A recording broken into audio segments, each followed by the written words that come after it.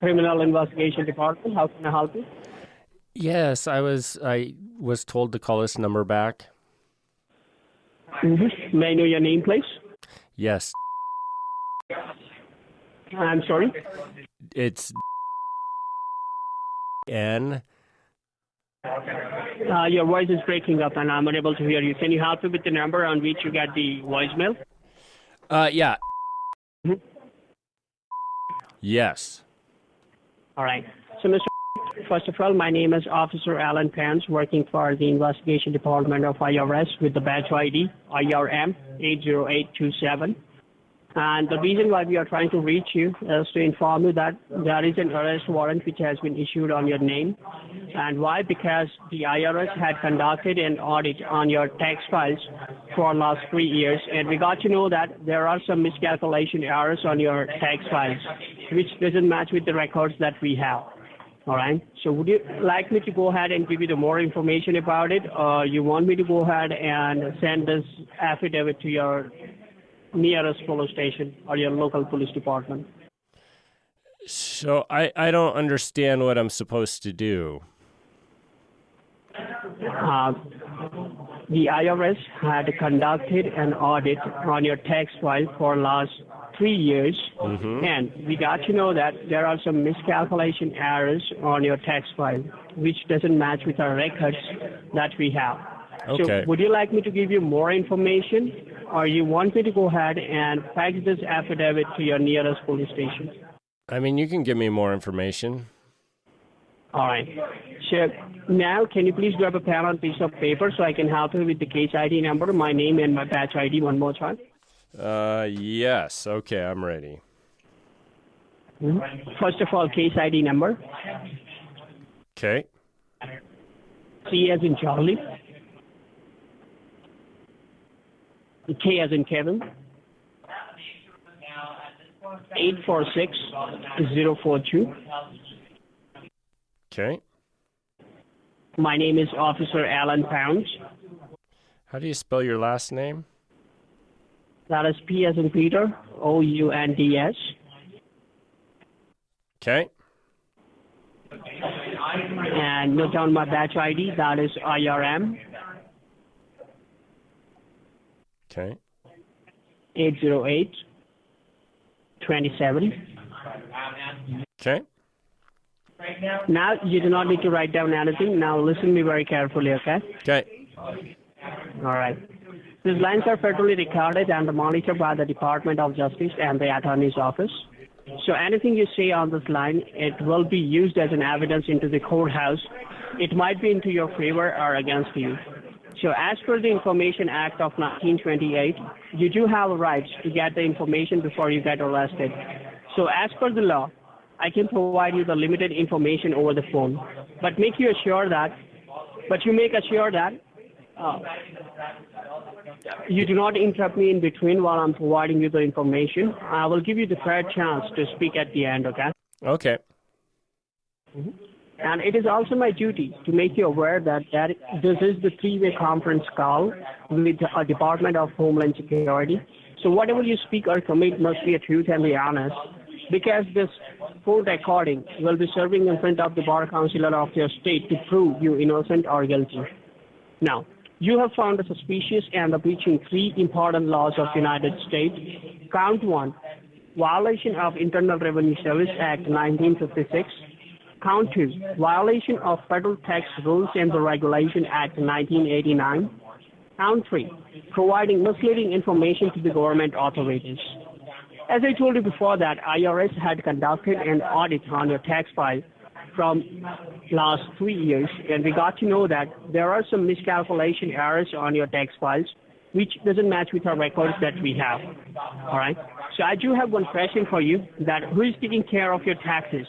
You yourself, or you have the CPA or the accountant? Myself. By yourself, that will be fine. All right. So IRS had done the code audit on the last 3 years of your taxes, and they have found that there are lots of errors in 1040A form, 941C form, and the Schedule H form. And just because of those errors, there is a miscalculated tax amount pending on your name, which you still own from the government.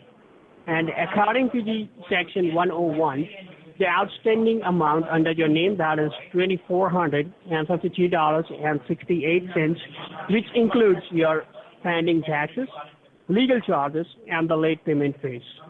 And for that reason, the local county sheriff will come at your place and they will take you under the custody, which will be the non-payable detention for next 48 hours. And on third day, they are going to present you into the courthouse.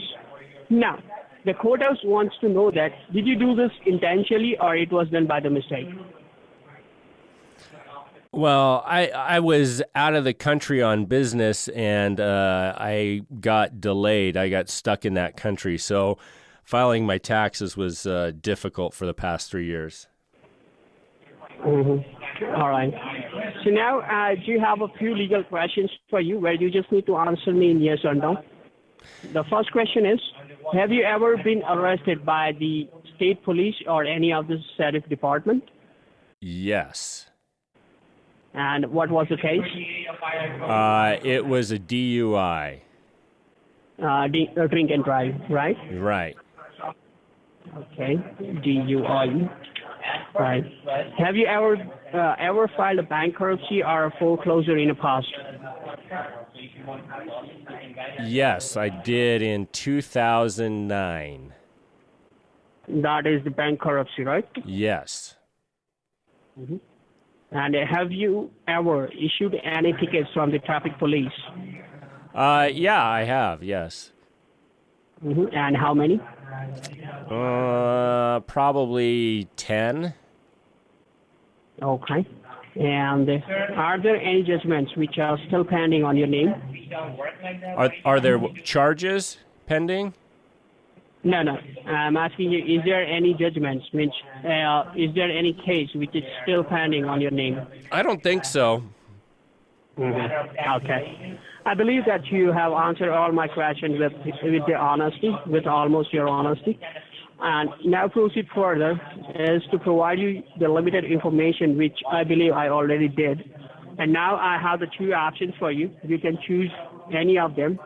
Either you can resolve this case outside the courthouse without facing the legal consequences, or else you can fight a case against the government into the courthouse, wherein government is going to sue you for 10 times more than you have. That will be around like $25,000. And they will be sending you for 3 years of federal imprisonment detention center located at Alaska. And once we disconnect this call, within 45 minutes, you will be get arrested by the local police department, and they will going to seize your properties, bank account, and they are going to block your social number as well.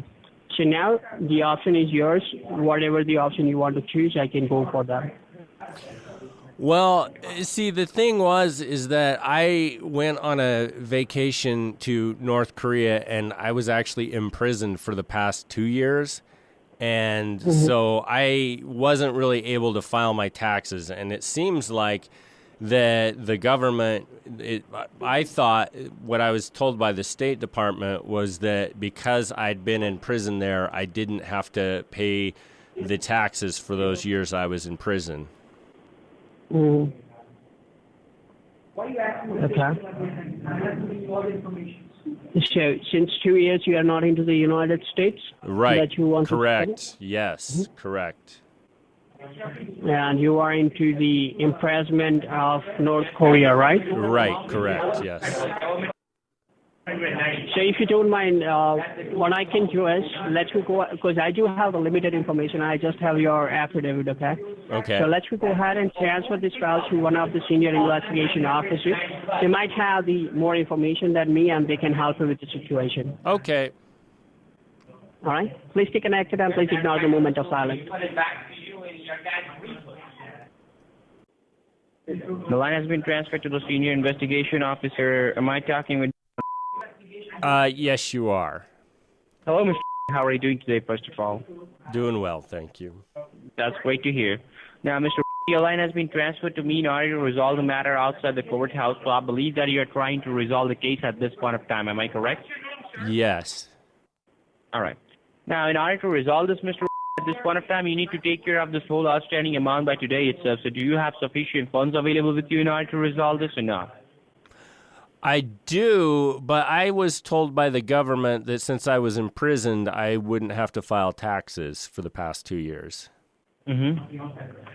So you have never filed taxes in the last 3 years or 5 years? I filed 3 years ago, but in the last 2 years, I was imprisoned. I went on vacation to North Korea, and while I was there, I was imprisoned for the past 2 years.